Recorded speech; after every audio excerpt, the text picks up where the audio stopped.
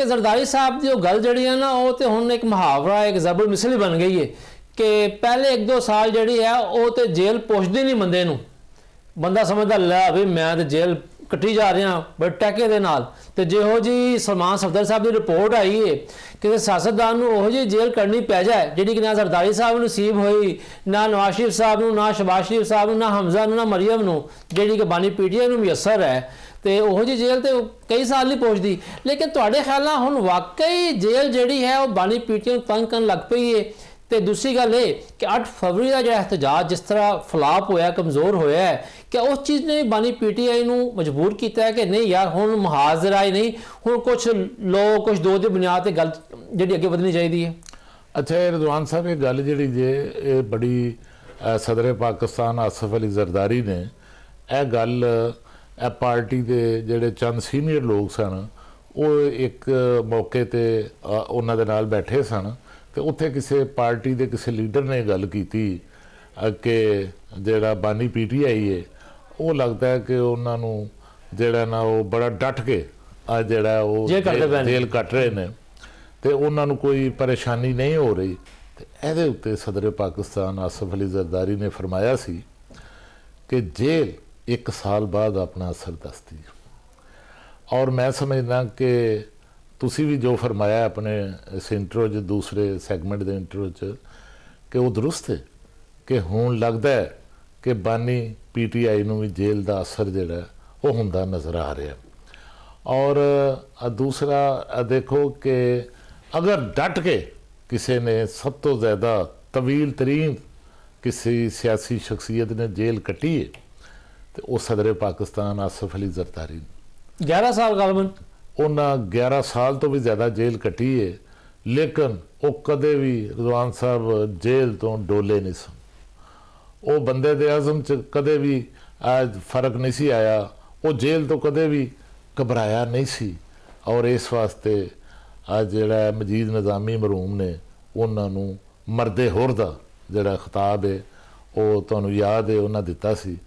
लेकिन तुसी ये देखो कि अज जिहड़ा सदर पाकिस्तान आसिफ अली जरदारी नूं जिहड़ा मुफाहमत का बादशाह कहा जाता, जिहड़ा उन्हां दी मुफाहमत जिहड़ी है वो मशहूर हुई है और मुफाहमत की बुनियाद पर जिहड़ा सियासत दे विच उन्हां अपने जोहर दिखाए ने और अपना रोल बनाया है।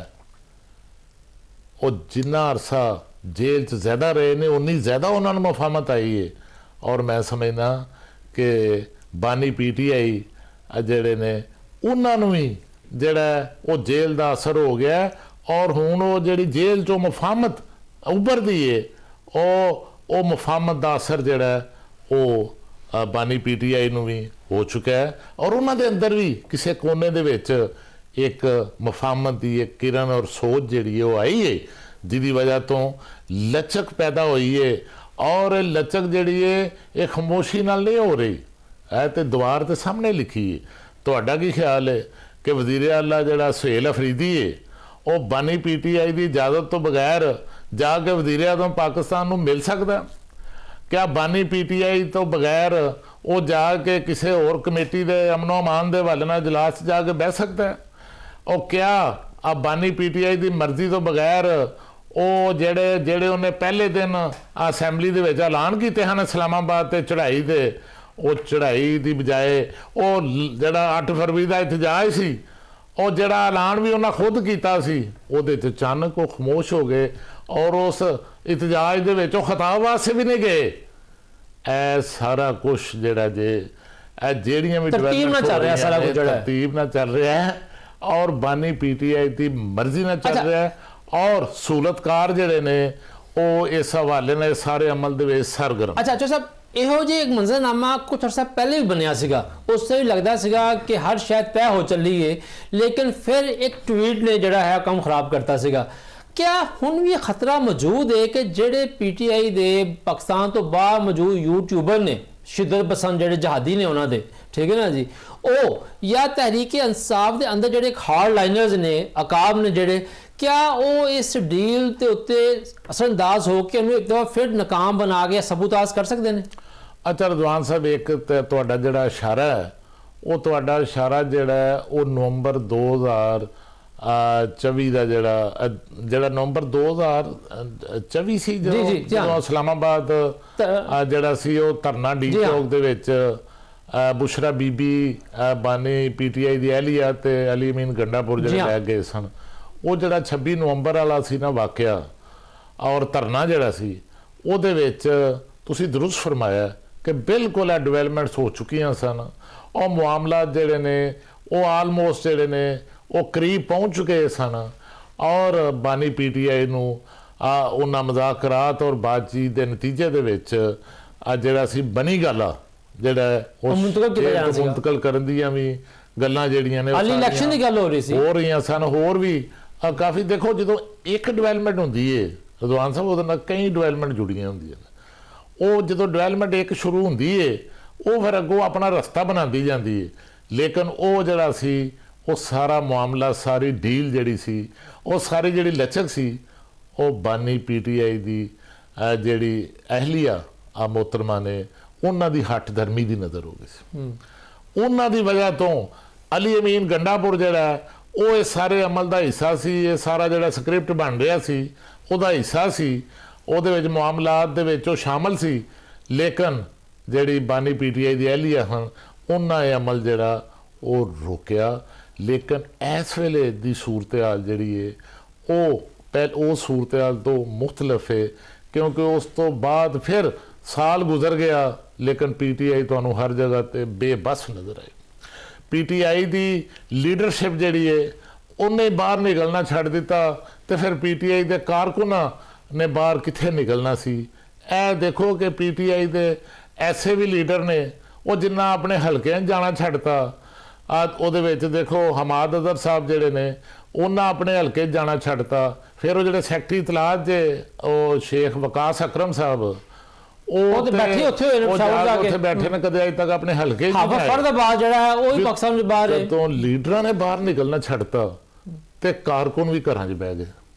ਉਹਨਾਂ ਕਹੇ ਲੀਡਰ ਨਹੀਂ ਆਉਂਦੇ ਤੇ ਅਸੀਂ ਕਿਉਂ ਬੈਠੀਏ। ਸਾਰਾ ਕੁਝ ਜਿਹੜਾ ਇਹ ਬਾਹਰ ਜੋ ਪੀਟੀਆਈ ਦੇ ਲੀਡਰ ਕਰ ਰਹੇ ਸਨ ਇਹਦਾ ਵੀ ਅਸਰ ਜਿਹੜਾ ਜੇ ਬਾਨੀ ਪੀਟੀਆਈ ਦੀ ਸੋਚ ਬਦਲਣ ਦੇ ਵਿੱਚ ਮੈਂ ਸਮਝਦਾ ਇਹਦਾ ਵੀ ਅਸਰ ਜਿਹੜਾ ਮੌਜੂਦ ਹੈ। ਔਰ ਦੂਸਰੀ ਤਰਫ ਹਕੂਮਤ ਜਿਹੜੀ ਹੈ ਉਹ ਵੀ ਇਹ ਸਮਝਦੀ ਹੈ ਉਹਦਾ ਵੀ ਇਹ ਨੁਕਸਾਨ ਹੋ ਰਿਹਾ ਸੀ ਕਿ ਇੰਨੀ ਬਾਹਰੋਂ ਇਨਵੈਸਟਮੈਂਟ ਆ ਰਹੀ ਹੈ, ਸਰਮਾਇਆਕਾਰੀ ਲਿਆ ਰਹੇ ਨੇ ਔਰ ਜਿਹੜਾ ਉਹ ਇਸ ਦੇ ਬਾਵਜੂਦ ਜਿਹੜਾ ਉਹ ਸਿਆਸੀ ਇਸਤਹਿਕਾਮ ਨਾ ਹੋਣ ਦੀ ਵਜ੍ਹਾ ਤੋਂ ਜਿਹੜਾ ਮੁਆਸ਼ੀ ਇਸਤਹਿਕਾਮ ਹੈ ਉਹ ਵੀ ਨਹੀਂ ਹੋ ਰਿਹਾ। ਔਰ ਦੂਸਰਾ ਜਿਹੜਾ ਸੀ ਦਹਿਸ਼ਤਗਰਦੀ ਦੇ ਖਿਲਾਫ ਜੰਗ ਜਿਹੜੀ ਹੈ ਇਹ ਵੀ ਉਨੀ ਦੇਰ ਤੱਕ ਨਹੀਂ ਜਿੱਤੀ ਜਾ ਸਕਦੀ ਜਿੰਨੀ ਦੇਰ ਤੱਕ ਪਾਕਿਸਤਾਨ ਦੇ ਆਵਾਮ ਪੂਰੀ ਤਰ੍ਹਾਂ ਨਾਲ ਨਾ ਹੋ। ਤੁਸੀਂ ਦੇਖਿਆ ਕਿ ਕੇਪੀ ਦੇ ਵਿੱਚ ਪੀਟੀਆਈ ਜਿਹੜੀ ਹੈ ਉਹ ਦਹਿਸ਼ਤਗਰਦ ਉਹਨਾਂ ਦੀ ਹਕੂਮਤ ਹੈ, ਉਹਨਾਂ ਨੂੰ ਦਹਿਸ਼ਤਗਰਦੀ ਦੇ ਖਿਲਾਫ ਜੰਗ ਦੇ ਵਿੱਚ ਸਫੇ ਅਵਲ ਦੇ ਵਿੱਚ ਸ਼ਰੀਕ ਹੋਣਾ ਚਾਹੀਦਾ ਸੀ। ਲੇਕਿਨ ਪੀਟੀਆਈ ਦੀ ਹਕੂਮਤ ਜਿਹੜੀ ਹੈ ਉਹ 2-3 ਸਾਲ ਤੋਂ ਗੈਰ ਫਾਲ ਰਹੀ। ਉਹਨੇ ਦਹਿਸ਼ਤਗਰਦੀ ਦੇ ਖਿਲਾਫ ਜੰਗ 'ਚ ਕੋਈ ਤਾਵਨ ਨਹੀਂ ਕੀਤਾ, ਰੁਕਾਵਟਾਂ ਪੈਦਾ ਕੀਤੀਆਂ ਜਿਹਦੀ ਵਜ੍ਹਾ ਤੋਂ ਸੂਬੇ ਦਾ ਇੱਕ ਹਿੱਸਾ ਜਿਹੜਾ ਉੱਥੇ ਹਕੂਮਤ ਦੀ ਰੇਟੀ ਜਿਹੜੀ ਉਹ ਖਤਮ ਹੋ ਗਈ।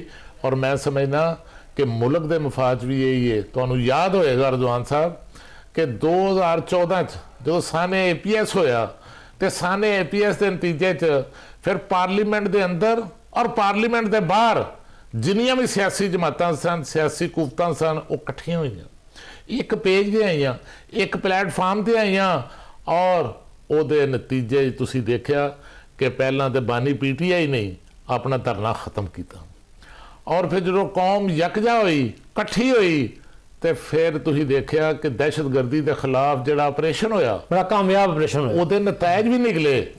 ਔਰ ਹੁਣ ਵੀ ਜਿਹੜਾ ਮੈਂ ਸਮਝਦਾ ਕਿ ਜਿਸ ਕਿਸਮ ਦੀਆਂ ਗੱਲਾਂ ਬਲੋਚਿਸਤਾਨ ਦੇ ਕੁਝ ਲੋਕ ਕਰ ਰਹੇ ਨੇ, ਹੱਤਾ ਕਿ ਇੱਕ ਲੀਡਰ ਜਿਹੜੇ ਨੇ ਉਹਨਾਂ ਲਾਹੌਰ 'ਚ ਆ ਕੇ ਜਿਸ ਤਰ੍ਹਾਂ ਦੀ ਗੁਫ਼ਤਗੂ ਕੀਤੀ ਹੈ ਉਹ ਵੀ ਬੜੀ ਕਾਬਲੇ ਮਜ਼ਮਤ ਹੈ। ਔਰ ਉਹ ਵੀ ਖਤਰਾਤ ਜਿਹੜੇ ਨੇ ਉਹਨਾਂ ਨੂੰ ਰੋਕਣ ਵਾਸਤੇ ਜ਼ਰੂਰੀ ਹੈ ਕਿ ਕੌਮ ਸਾਡੀ ਵਜ਼ੀਰਾਂ ਨਾ ਦੇਖੋ ਜੇਤੀ ਦਾ ਆਜ਼ਾਦ ਕਰਨ ਵਾਸਤੇ। ਅਖਤਰ ਮੈਂਗਲ ਸਾਹਿਬ ਨੇ ਜਿਹੜੀ ਗੱਲ ਕੀਤੀ ਹੈ ਉਹਦੀ ਮਜ਼ਮਤ ਤੇ ਪੂਰੀ ਕੌਮ ਕਰ ਰਹੀ ਹੈ। ਰਾਣਾ ਸਨਾਉਲਾ ਸਾਹਿਬ ਨੇ ਬੜਾ ਸਖਤ ਜਵਾਬ ਦਿੱਤਾ ਸੀਗਾ ਤੇ ਮੈਂਗਲ ਸਾਹਿਬ ਜਿਹੜੇ ਨੇ ਉਹ ਤੇ ਆਪ ਪਿਛਲੇ 1.5-2 ਸਾਲ ਤੋਂ ਹੱਕ 'ਚ ਬੜੇ ਨਹੀਂ ਹੈ ਤੇ ਉਹ ਗੱਲ ਕਰ ਰਹੇ ਨੇ ਬਲੋਚਿਸਤਾਨ ਦੇ ਹਕੂਕ ਦੀ। ਅੱਛਾ ਚੌ ਸਾਹਿਬ ਇਹ ਦੱਸੋ ਕਿ ਮਹਿਮੂਦ ਅਜ਼ਹਰੀ ਸਾਹਿਬ ਜਿਹੜੇ ਨੇ ਉਹਨਾਂ ਨੂੰ ਇਮਰਾਨ ਖਾਨ ਸਾਹਿਬ ਨੇ ਆਪਣੇ ਪਾਰਟੀ ਦੇ ਬੰਦਿਆਂ ਨੂੰ ਪਿੱਛੇ ਕਰਕੇ ਅੱਗੇ ਲੈ ਕੇ ਆਏ, ਉਹਨਾਂ ਨੂੰ ਆਪੋਜੀਸ਼ਨ ਲੀਡਰ ਵੀ ਬਣਾਇਆ। ਉਸ ਤੋਂ ਬਾਅਦ ਤਹਿਰੀਕ ਤਹਫ਼ੁਜ਼ ਆਇਨ ਦਾ ਵੀ ਸਦਰ ਬਣ ਚੁੱਕੇ ਹੋਏ ਨੇ। ਲੇਕਿਨ ਕੱਲ ਪਰਸੋਂ ਉਹਨਾਂ ਨੇ ਵੀ ਇਹ ਗੱਲ ਕੀਤੀ ਫੌਜ ਦੇ ਹਵਾਲੇ ਦੇ ਨਾਲ ਕਿ ਜੀ ਪਾਕਿਸਤਾਨ ਦੀ ਫੌਜ ਦੇ 4 ਜ਼ਿਲ੍ਹਿਆਂ ਦੀ ਫੌਜ ਹੈ, ਜਿਹਦੀ ਕਿ ਖਵਾਜਾ ਆਸਫ ਸਮੇਤ ਬਾਕੀ ਤਮਾਮ ਅਰਾਕੀਨ ਨੇ ਸ਼ਦੀਦ ਮੁਜ਼ੰਮਤ ਕੀਤੀ ਹੈ। ਹੁਣ ਜਦੋਂ ਇੱਕ ਪਾਸੇ PTI ਦੀ ਮੁਫਾਹਮਤ ਦਾ ਮਾਹੌਲ ਬਣ ਰਿਹਾ ਹੈ, ਜ਼ਮੀਨ ਦੇ ਉੱਤੇ ਤਬਦੀਲੀਆਂ ਨਜ਼ਰ ਆ ਰਹੀਆਂ ਨੇ, ਅਜੇ ਸਭ ਜਿਹੜੇ ਹਾਰਡ ਲਾਈਨਰ ਨੇ, ਇਹ ਸਖਤ ਬਿਆਨਾਤ ਜਿਹੜੇ ਨੇ, ਇਹ ਤੇ ਕੰਮ ਖਰਾਬ ਨਹੀਂ ਕਰਨਗੇ? ਦੇਖੋ ਤੁਸੀਂ ਖਵਾਜਾ ਆਸਫ ਸਾਹਿਬ ਦਾ ਨਾਂ ਲਿਆ ਹੈ ਕਿ ਉਹਨਾਂ ਸਖਤ ਜਵਾਬ ਦਿੱਤਾ ਮਹਿਮੂਦ ਖਾਨ ਚਕਜ਼ਈ ਦਾ, ਆਪੋਜੀਸ਼ਨ ਲੀਡਰ ਦਾ। ਮੈਂ ਸਮਝਦਾ ਕਿ ਉਸ ਤੋਂ ਵੀ ਜ਼ਿਆਦਾ ਸਖਤ ਜਿਹੜਾ ਜਵਾਬ ਹੈ ਉਹ PTI ਦੇ ਅੰਦਰੋਂ ਆਇਆ।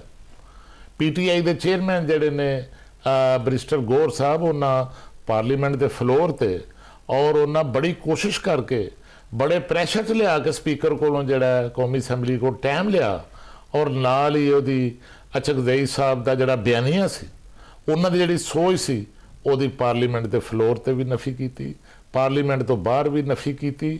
ਔਰ PTI ਦੀ ਪੂਰੀ ਪਾਰਲੀਮਾਨੀ ਲਾਤਲਕ ਹੋ ਗਿਆ ਉਸ ਬਿਆਨ ਤੋਂ। ਉਹਨਾਂ ਆਪਣੇ ਆਪੋਜੀਸ਼ਨ ਲੀਡਰ ਤੋਂ ਲਾਤਲਕੀ ਦਾ ਆਧਾਰ ਕੀਤਾ।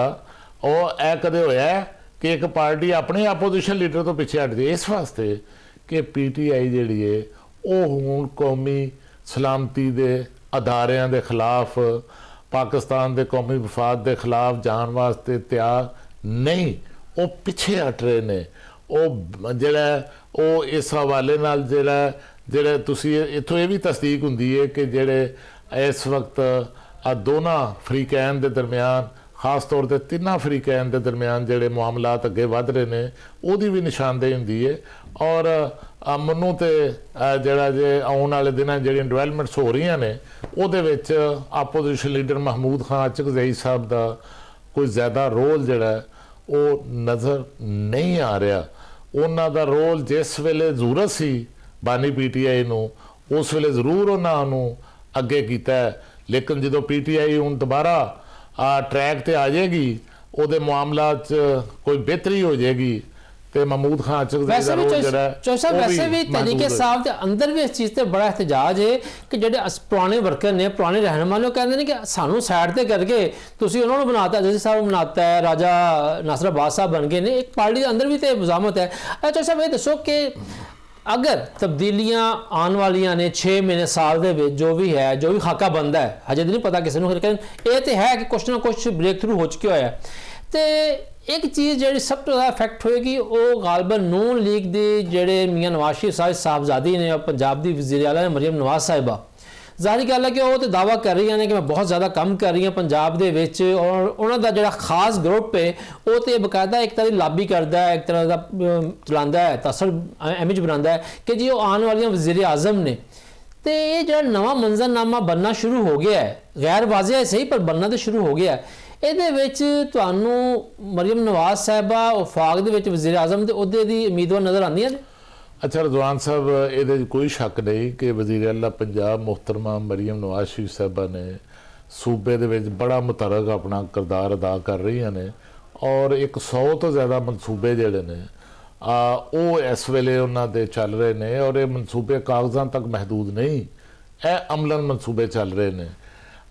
ਲੇਕਿਨ ਜਿਹੜੀ ਗੱਲ ਤੁਸੀਂ ਕੀਤੀ ਹੈ ਕਿ ਉਹਨਾਂ ਦਾ ਆਉਣ ਵਾਲੇ ਵਕਤ ਦੇ ਵਿੱਚ ਜਿਹੜਾ ਸਿਆਸੀ ਰੋਲ ਹੈ, ਮੈਂ ਸਮਝਣਾ ਕਿ ਇਸ ਦੌਰ ਦੀ ਤੇ ਅਸੀਂ ਗੱਲ ਨਹੀਂ ਕਰਦੇ, ਲੇਕਿਨ ਨਵਾਜ਼ ਸ਼ਰੀਫ ਸਾਹਿਬ ਦੀ ਜਿਹੜੀ ਸਿਆਸੀ ਵਾਰਸ ਅੱਗੋਂ ਨਜ਼ਰ ਆ ਰਹੀਆਂ ਨੇ ਆਉਣ ਵਾਲੀ ਸਿਆਸਤ 'ਚ, ਆਉਣ ਵਾਲੇ ਵਕਤ ਦੇ ਵਿੱਚ, ਉਹ ਮਰੀਮ ਨਵਾਜ਼ ਸ਼ਰੀਫ ਸਾਹਿਬਾ ਹੀ ਨਜ਼ਰ ਆ ਰਹੀਆਂ ਨੇ।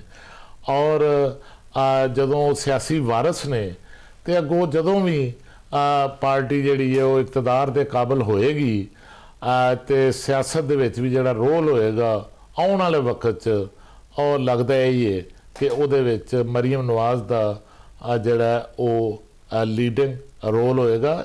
ਇਹਦੇ ਕੋਈ ਸ਼ੱਕ ਨਹੀਂ ਕਿ ਜਿਹੜਾ ਹਾਈਬ੍ਰਿਡ ਨਿਜ਼ਾਮ ਹੈ, ਚਾਚਾ ਜੀ ਕਿੱਥੇ ਜਾਣਗੇ? ਚਾਚਾ ਜੀ ਜਿਹੜਾ ਹਾਈਬ੍ਰਿਡ ਨਿਜ਼ਾਮ ਹੈ, ਇਹਦੇ ਵਿੱਚ ਰੋਲ ਜਿਹੜਾ ਉਹ ਚਾਚਾ ਜੀ ਦਾ ਹੀ ਹੈ, ਉਹ ਵਜ਼ੀਰ ਆਜ਼ਮ ਸ਼ਹਿਬਾਜ਼ ਸ਼ਰੀਫ ਦਾ ਹੀ ਹੈ। ਸਹੀ, ਇਹਦੇ ਵਿੱਚ ਉਹਨਾਂ ਦਾ ਰੋਲ ਜਿਹੜਾ ਉਹਨੂੰ ਮੈਂ ਨਹੀਂ ਸਮਝਦਾ ਕਿ ਬਦਲਿਆ ਜਾ ਸਕਦਾ, ਕਿਉਂਕਿ ਜਿਹੜੀਆਂ ਸਲਾਹੀਤਾਂ ਹਾਈਬ੍ਰਿਡ ਨਿਜ਼ਾਮ ਦੇ ਵਿੱਚ ਔਰ ਸਾਰੇ ਸਟੇਕ ਹੋਲਡਰਸ ਨਾਲ ਲੈ ਕੇ ਚੱਲਣ ਦੀਆਂ ਸਾਬਤ ਕੀਤੀਆਂ ਨੇ ਵਜ਼ੀਰ ਆਜ਼ਮ ਸ਼ਹਿਬਾਜ਼ ਸ਼ਰੀਫ ਨੇ, ਉਹਦਾ ਇਹ ਫਿਲਹਾਲ ਕੋਈ ਮੁਤਬਾਦਲ ਨੂਨ ਨਹੀਂ ਲੀਗ ਹੈ। ਦੇ ਅੰਦਰ, ਮੈਂ ਨੂਨ ਲੀਗ ਦੇ ਅੰਦਰ ਨੂਨ ਲੀਗ ਦੇ ਅੰਦਰ ਰਿਜ਼ਵਾਨ ਸਾਹਿਬ ਉਹਦਾ ਕੋਈ ਮਤਬਾਦਲ तो ऐसा ਨਹੀਂ ਹੈ। ਤੁਸੀਂ ਬਿਲਕੁਲ ਸਹੀ ਕਿਹਾ ਹੈ ਕਿ ਜ਼ਾਹਰੀ ਗੱਲ ਹੈ ਕਿ ਮੌਜੂਦਾ ਹਾਈਬ੍ਰਿਡ ਸਿਸਟਮ ਦੇ ਵਿੱਚ ਤੇ ਵਾਕਈ ਮੀਆਂ ਸ਼ਹਿਬਾਜ਼ ਸ਼ਰੀਫ ਸਾਹਿਬ ਨੇ ਹਰ ਮਾਮਲਾਤ, ਹਰ ਮੁਸ਼ਕਲ ਵਕਤ ਨੂੰ ਬੜੀ ਤਦੱਬਰ ਨਾਲ, ਬਹਾਦਰੀ ਨਾਲ, ਜ਼ਹਾਰਤ ਨਾਲ ਕੱਢਿਆ। ਨਹੀਂ ਤਾਂ ਕਈ ਮੌਕੇ ਆਏ ਸਨ, ਈਵਨ ਕਿ ਵੱਡੇ ਭਾਜੀ ਦੀ ਵਜ੍ਹਾ ਤੋਂ ਵੀ ਕਈ ਦਫਾ ਮੌਕੇ ਆਏ ਕਿ ਚੀਜ਼ਾਂ ਖਰਾਬ ਹੁੰਦੀਆਂ, ਲੇਕਿਨ ਮੀਆਂ ਸ਼ਹਿਬਾਜ਼ ਸ਼ਰੀਫ ਸਾਹਿਬ ਨੇ ਚੀਜ਼ਾਂ ਨੂੰ ਸੰਭਾਲਿਆ ਹੈ।